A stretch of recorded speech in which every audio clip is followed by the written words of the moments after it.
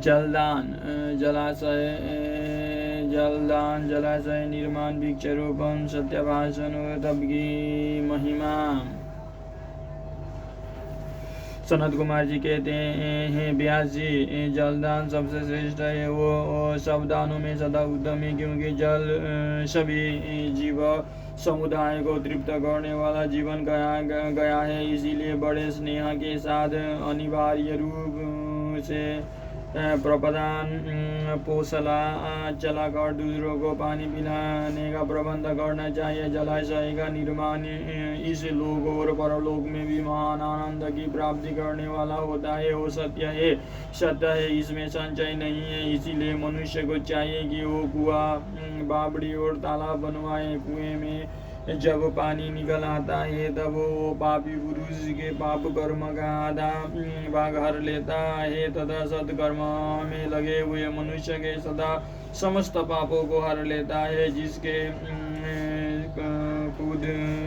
खुदवाए हुए जलाशय में गो, ब्राह्मण तथा साधु पुरुष सदा पानी पीते हैं, वो अपने सारे वंश का उद्धार कर देता है। जिसके जलाशय में गर्मी के मौसम में भी अनिवार्य रूप से पानी टिका रहता है, वो कभी दुर्गम एवं विषम संकट को नहीं प्राप्त होता। जिसके पोखरे में केवल वर्षा ऋतु में जल उतरता है, उसे प्रतिदिन अग्निहोत्र करने का फल मिलता है। ऐसा ब्रह्मा जी का कथन है। जिनके तड़ाग में शरद काल तक जल ठहरता है, उसे सहस्र गोदान का फल मिलता है, इसमें संशय नहीं है। जिसके तालाब में हेमंत और शिशिर ऋतु तक पानी मौजूद रहता है, वो बहुत सी सुवर्ण मुद्राओं की दक्षिणा से युक्त यज्ञ का फल पाता है। जिसके सरोवर में बसंत और ग्रीष्म काल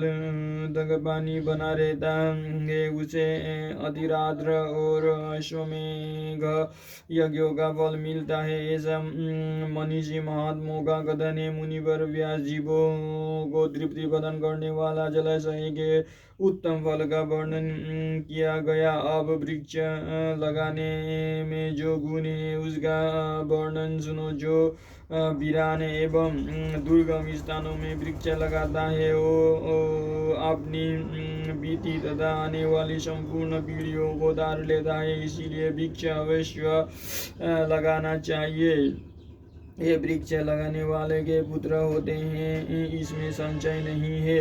वृक्ष लगाने वाला पुरुष परलोक में जाने पर अक्षय लोगों को पाता है। पोखरा खुदाने वाले, वृक्ष लगाने वाले और यज्ञ करने वाले जो द्विज है वो तथा दूसरे सत्यवादी पुरुष है, स्वर्ग में कभी नीचे नहीं गिरते। सत्य ही परब्रह्म, सत्य ही परम तप है, सत्य ही श्रेष्ठ यज्ञ और सत्य ही उत्कृष्ट शास्त्र ज्ञान है। सोए हुए पुरुषों में सत्य ही जागता है, सत्य ही परम पद है, सत्य से ही पृथ्वी टिका हुई है और सत्य में ही सब कुछ प्रतिष्ठित है। तब यज्ञ, पुण्य, देवता, ऋषि और पितरों का पूजन, जल और विद्या, ये सब सत्य पर ही अवलंबित है। सबका आधार सत्य ही है। सत्य ही यज्ञ, तप, दान, मंत्र, सरस्वती देवी तथा ब्रह्मचर्य है। ओमकार भी सत्य रूप ही है। सत्य से ही वायु चलती है, सत्य से ही सूर्य तपता है, सत्य से ही आग जलानी है और सत्य से ही स्वर्ग टिका हुआ है। लोक में संपूर्ण वेदों का पालन तथा संपूर्ण तीर्थों का स्नान केवल सत्य से सुलभ होता है। सत्य से सब कुछ प्राप्त होता है, इसी से संचय नहीं है। एक सहस्र अश्वमेध और लाखों यज्ञ एक और तराजू पर रखे जाए और दूसरी ओर सत्य हो तो सत्य का ही पलवाबाड़ी होगा। देवता, पितर, मनुष्य, नाग, राक्षस तथा चराचर प्राणियों सहित समस्त लोग सत्य से ही प्रसन्न होते हैं। सत्य को परम धर्म कहा गया है, सत्य को ही परम पद बताया गया है और सत्य को ही परब्रह्म परमात्मा कहते हैं। इसीलिए सदा सत्य बोलना चाहिए। सत्यपरायण मुनि अत्यंत दुष्कर तप करके स्वर्ग को प्राप्त हुए हैं तथा सत्य धर्म में अनुरक्त रहने वाले सिद्ध पुरुष भी सत्य से ही स्वर्ग के निवासी हुए हैं। अतः सदा सत्य बोलना चाहिए। सत्य से बढ़कर दूसरा कोई धर्म नहीं है। सत्य रूपी तीर्थ अगाध विशाल सिद्ध एवं पवित्र जलाशय है। उसमें योग युक्त होकर मन के द्वारा स्नान करना चाहिए। सत्य को परम पद कहा गया है। जो मनुष्य अपने लिए, दूसरे के लिए अथवा अपने बेटे के लिए भी झूठ नहीं बोलते हुए ही स्वर्गगामी होते हैं। वेद यज्ञ तथा मंत्र ये ब्राह्मणों में सदा निवास करते हैं, परंतु असत्यवादी ब्राह्मणों में इनकी प्रतीति नहीं होती। अतः सदा सत्य बोलना चाहिए। तदनंतर तप की बड़ी भारी महिमा बताए हुए सनत कुमार जी ने कहा, मुने संसार में ऐसा कोई सुख नहीं है जो तपस्या के बिना सुलभ होता है। तप से ही सारी सुख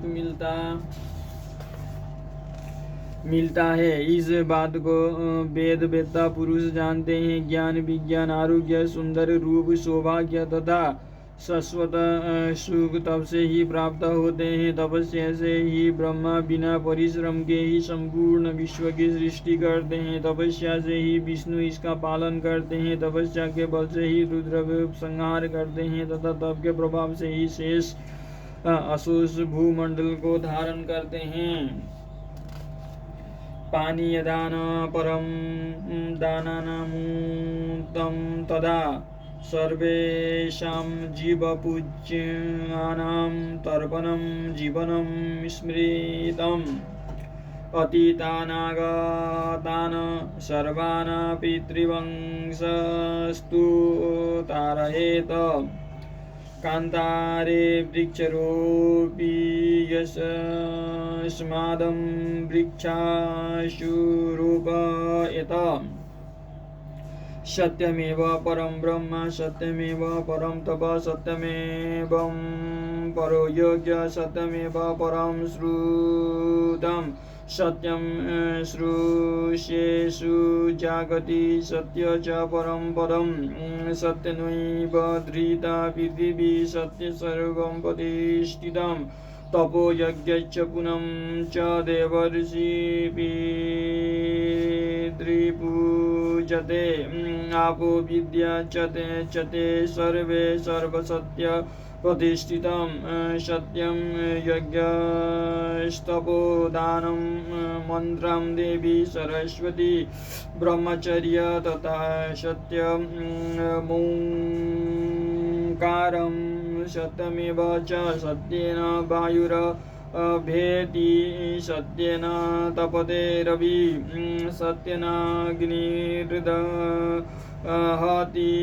स्वर्गं सत्येन तिष्ठति पालनं सर्ववेदानां सर्वतीर्थभागाहनं सत्येन वहते लोके सर्वमाप्नोत्यसंचयम् अश्वमेघ सहस्त्रयं च सत्यं च तुलया धृतं लक्ष्यानि क्रतवश्चैव सत्यमेव विशिच्यते सत्येन देवा पितरो मानवोरगराक्षसं प्रीयन्ते सत्यदं सर्वे लोकाश्च चराचरम् सत्यमाहु परम धर्म सत्यमाहु परम पदम सत्यमाहु परम ब्रह्म सत्यम तस्मा सत्यम सदा वदेत।